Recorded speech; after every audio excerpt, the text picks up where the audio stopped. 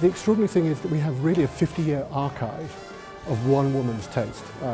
She was dressed always in couture, always with the best designers. Lots of dresses by Dior in the 60s, by Chanel, by Versace, the amazing beaded jackets by Versace.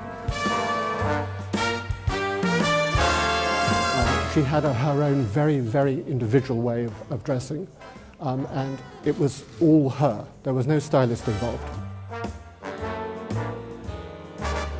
This case contains two pieces of jewellery that were very special for Miss Taylor.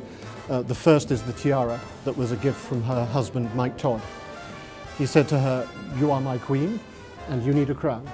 So he gave her this tiara very early on in their relationship. There is a story about her actually being found in the swimming pool wearing it during laps. The second piece of jewellery is very special, I think, for Britain, for Wales. It's a brooch that belonged to the Duchess of Windsor, of the Prince of Wales' feathers. And she actually bought it sitting poolside in Bel Air. She was doing a telephone bid, and when she actually got the thing, again, she jumped in the pool. One of the great surprises of going into Miss Taylor's house was to find a group of paintings by Augustus John, who's very well known in England as a painter of the pre-war years.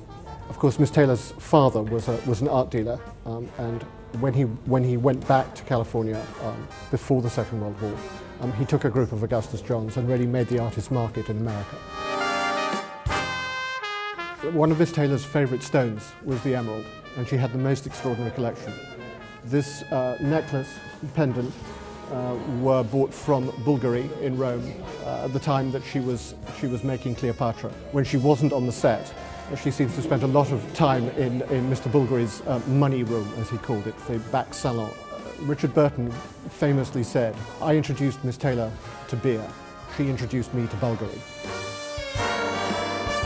This cape, for example, is by Tiziano, which is probably the young Karl Lagerfeld, actually, as the designer, which has got scorpions on it, was made for her to wear at the 40th birthday party of Grace of Monaco. Grace Kelly, who was a great friend of hers, who was a Scorpio. And the story is that people invited to the party had to be Scorpios. Miss Taylor was not a Scorpio, but Mr. Burton was, so she sort of snuck in with the outfit. She sort of went to the MGM school of being a starlet, where you learned how to dress. And she learned how to dress and she knew how to be a star.